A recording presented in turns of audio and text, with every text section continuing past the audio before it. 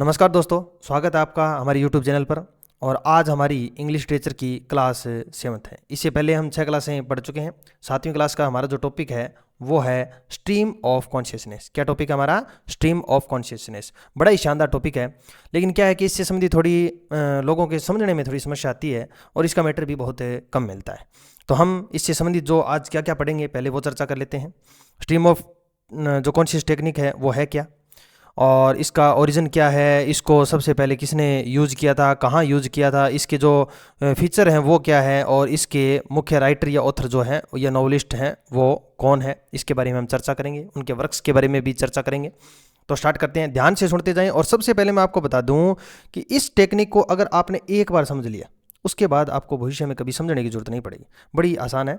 देखिए, stream of consciousness, इस technique में क्या होता है, मैं सबसे पहले आपको बता दूं कि व्यक्ति के जो आइडिया होते हैं ना, माइंड की जो आइडिया होते हैं, आइडिया है, थॉट्स हैं, आइडिया है, थॉट्स हैं, फीलिंग है, क्या है, उसकी जो अंदर की जो फीलिंग्स है उनके बारे में चर्चा की जाती है। हम विस्तृत चर्चा आगे की क्लास में करेंगे।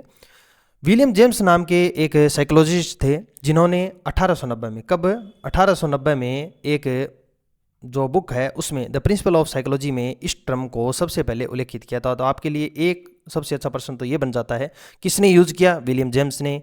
कहाँ यूज किया? द प्रिंसिपल ऑफ साइकोलॉजी में। कब यूज किया? तो 1890 में। तो ये हमारा सबसे महत्वपूर्ण प्रश्न बनता है स्ट्रीम ऑफ कॉन्शियस टेक्निक से। दूसरा जो है वो हम इसके बारे में पढ़ेंगे कि है क्या ये टर्म, क्या है, टर्म के बारे में जो कुछ भी हो सकता है वो हम इसमें चर्चा कर रहे हैं। देखिए, ये एक तरीके से क्या है, नैरेटिव मोड या मेथड कह सकते हैं। इसमें क्या होता है, या तो जो खुद व्यक्ति होता है जिसके दिमाग में विचार चल रहे हैं वो खुद से यानी सेल्फ, या फिर उसके अंदर ही, दिमाग के अंदर ही क्या है, बातचीत चलती रहती है, उसके थॉट जो हैं वो चलते रहते हैं, उसी को नरेट करते हुए लिखा जाता है। हमें राइटिंग मोड में ये मिलता है। इसमें क्या क्या होगा, उसके दिमाग में क्या क्या चलेंगे, थॉट्स चलेंगे, आइडियाज चलेंगे, जो सेंस है उसका किस तरीके का सेंस है वो चलेगा, फीलिंग चलेगी, उसके जो इम्प्रेशन है, जो उसके भाव हैं वो चलेंगे। उसके अलावा उसके जो दिमाग में जो कुछ भी चलता है ना, वो सारा का सारा इस टेक्निक में बताया जाता है। और मैं आपको बता दूं, ज़्यादातर ये क्या मिलेगा, थर्ड पर्सन है, ओमनी प्रेजेंट में मिलेगा। थर्ड पर्सन है, ओमनी प्रेजेंट में जो नरेट है वो किया जाएगा।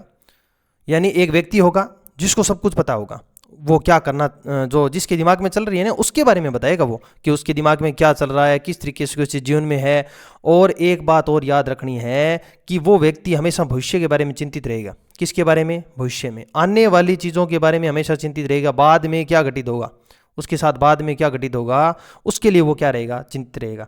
तो प्रश्न किस तरीके से बनता है कि थॉट्स है, आइडियाज है, सेंस और फीलिंग जो इनर वर्ड के अंदर चलते रहते हैं, किसी व्यक्ति के इंटरनल थॉट्स जो होते हैं, उसको किस टेक्निक के अंदर नरेट करते हुए लिखा जाता है। तो हम कहेंगे स्ट्रीम ऑफ कॉन्शियसनेस जो टेक्निक है उसके अंदर नरेट करते हुए लिखा जाता है।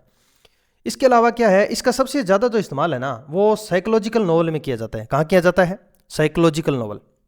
जो अलग अलग साइकोलॉजिकल नॉवल लिखे गए उनमें क्या है, इस टेक्निक का इस्तेमाल किया जाता है। और एक आपको याद करना है, मे सिनक्लेयर नाम का एक व्यक्ति है जिसने डोरथी रिचर्डसन के जो नॉवल थे ना वो सारे के सारे क्या किए, सारे के सारे नहीं, जो डोरथी रिचर्डसन ने जो नॉवल लिखे थे उनसे इस टर्म को कनेक्ट किया था। क्या किया था? इस टर्म को कनेक्ट किया था स्ट्रीम ऑफ कॉन्शियसनेस टेक्निक से। डोरथी रिचर्डसन ने क्या किया था, बहुत अच्छे तरीके से स्ट्रीम ऑफ कॉन्शियसनेस टेक्निक का इस्तेमाल किया था। तो हमें ये नाम याद रखने हैं, मैं कह रहा हूँ ये नाम आपको पेपर में मिलेगा, डोरथी रिचर्डसन।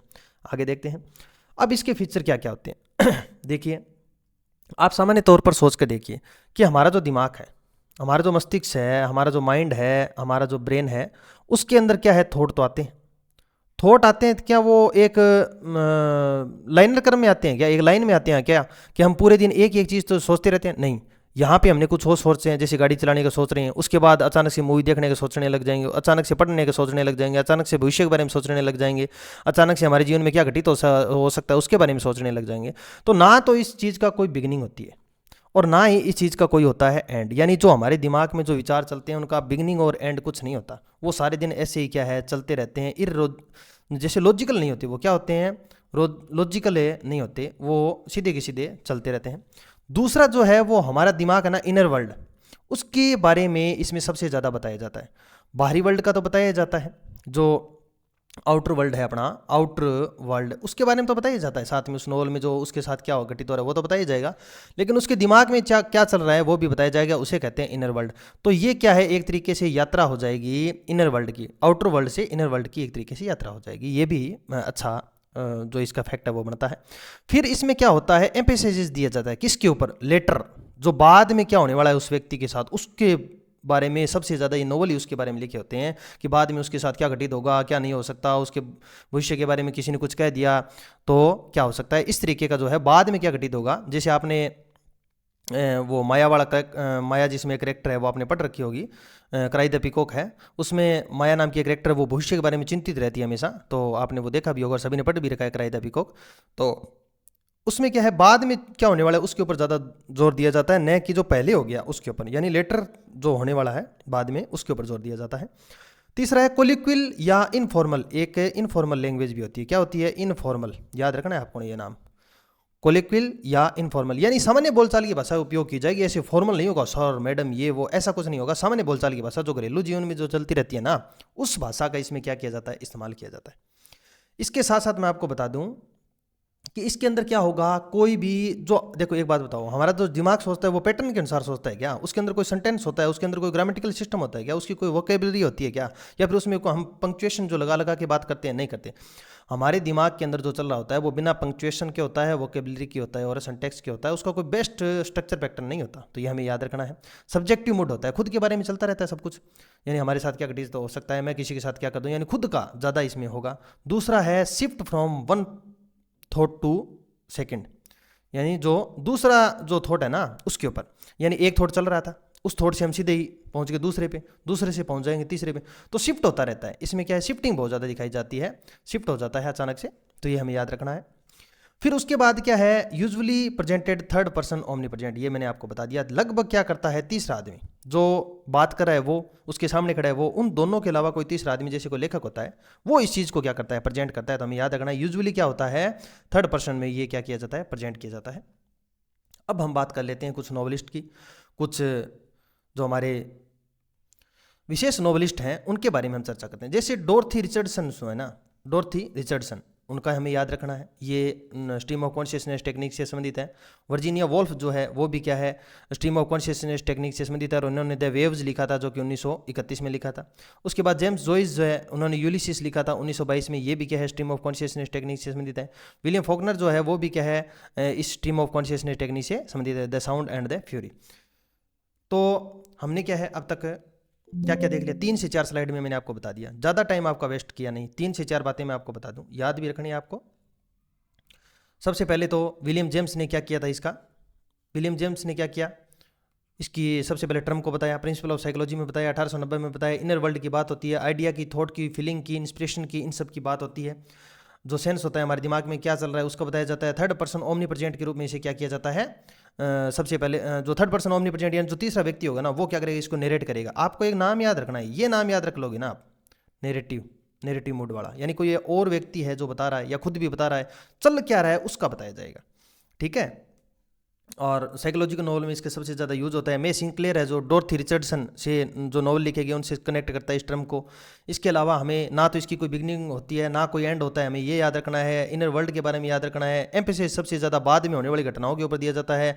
कोलिक्वल या इनफॉर्मल लैंग्वेज का यूज़ किया जाता है। और जो फीचर्स मैंने आपको बता दिए हैं इसके, सिंटेक्स का, वोकेबलरी का और पंक्चुएशन का, बहुत ही यूज़ तो किया जाता है लेकिन एक सिस्टमेटिक ढंग से प्रयोग नहीं किया जाता। उसका सब्जेक्टिव सिस्टम होता है। सब्जेक्टिव का मतलब क्या हो गया, खुद के बारे में ही उसके अंदर सबसे ज़्यादा बताया जाएगा। जो व्यक्ति जिसके अंदर दिमाग में चल रहा होता है ना उसके बारे में, या वो स्वयं उसके बारे में बताता है। खुद से बातचीत करते रहते हैं, इसमें क्या करते हैं, खुद से बातचीत करते रहते हैं। जो व्यक्ति है ना ये क्या करेगा, सेल्फ टॉक करेगा। क्या करेगा, सेल्फ टॉक, अंदर ही अंदर। लेकिन वो सेल्फ टॉक है ना, किसी को सुनाई नहीं देगी, वो उसको खुद को ही सुनाई देगी, अंदर ही बातचीत होगी और अंदर ही सुनाई देगी। और एक थॉट से दूसरे थॉट में क्या है, शिफ्टिंग होती रहती है। और सबसे ज़्यादा यूजुअली क्या होता है, थर्ड पर्सन में ही ये प्रेजेंट किया जाता है। तो हमने ये स्ट्रीम ऑफ कॉन्शियसनेस टेक्निक देख ली। मैं कह रहा हूँ इससे बाहर जाएगा नहीं पर्सन। मैं कह रहा हूँ एक या पर्सन आएगा ना तो वो इस टेक्निक से आता है, तो वो इसी तरीके का आएगा जो मैंने आपको बता दिया। 3 चीज़ें, कहाँ उत्पत्ति, क्या फीचर और कौन इसके राइटर या ऑथर है, बस। और इसी के साथ मैं आपको एक बात बता दूं, जो हमारा द टेस्ट हब है, द टेस्ट हब नाम से हमारा ऐप है, उसके ऊपर आप जाएं, वहाँ पे बहुत से तो आपको टेस्ट फ्री मिल जाएंगे। साइकोलॉजी के टेस्ट आपको फ्री मिलेंगे वहाँ पे। इसके साथ साथ आपको जो ग्रामर के कुछ टेस्ट हमने फ्री डाल रखे हैं, जो जीके के टेस्ट है वहाँ पे हमने कुछ फ्री डाल रखे हैं। और हमने क्या है, एक टारगेट बैच भी चला रखा है। क्या चला रखा है? टारगेट बैच, जिसमें क्या है, मात्र 51 रुपये में, 51 रुपये में आपको टॉपिक वाइज एमसीक्यू मिल रहे हैं। 51 रुपये में टॉपिक वाइज एमसीक्यू प्लस बहुत सारे नोट्स, जो नोट्स हैं वो मिल रहे हैं। तो आपको हमारे एक बार इसको विजिट जरूर करना चाहिए। टेलीग्राम का लिंक मैं आपको डिस्क्रिप्शन में दे दूंगा। टेलीग्राम भी द टेस्ट हब के नाम से ही है। और वहाँ पर भी हम क्या है, रोज़ाना जो राइटर होते हैं उनसे संबंधित क्या क्वेश्चन डालते हैं, और जो हमारा मूवमेंट है, जो एज है, हम उनसे संबंधित प्रश्न डालते हैं। तो आपको अगर तैयारी करनी है और अपना सपना पूरा करना है, अपना सपना अगर आप पूरा करना चाहते हैं, तो आप एक बार हमसे जुड़ें, हमारी स्ट्रेटजी को देखें, हमारे तरीकों को देखें। उसके बाद है ना, आप विश्वास नहीं करेंगे कि आप इतना अच्छा महसूस करेंगे अपने प्रतिद्वंदी से। आप कितने आगे होंगे आप ये सोच भी नहीं सकते। हमारा जो टेक्निक है, जो टेस्ट की, वो मैं आपको तरीका बता देता हूँ। आप क्या करेंगे, वो टॉपिक पढ़ेंगे सबसे पहले। उस टॉपिक को पढ़ने के बाद हमारा जो टेस्ट है उसको करेंगे। जो अदर फैक्ट है वो अपने नोट्स में ऐड कर लो, बस इतना पढ़ लो। इतना पढ़ने के बाद आपका सिलेक्शन कोई रोक नहीं सकता। 100% श्योर सिलेक्शन होगा आपका। ना हमने कोई ज़्यादा फीस रखी है, मात्र 51 रुपये। कितने रुपए? मात्र 51 रुपये। और क्लासेज हमारी क्या निःशुल्क चल ही रही है। हम संस्कृत एजुकेशन तक, संस्कृत एजुकेशन का जो पेपर है इंग्लिश का, उस तक हम लगभग अपना मैटर जो है वो अपलोड कर देंगे। थैंक यू, धन्यवाद। हमारे यूट्यूब चैनल को ज़रूर सब्सक्राइब करें। आपसे विनम्र विनती है कि ताकि हम भी क्या है, थोड़ी मोटिवेटेड रहें।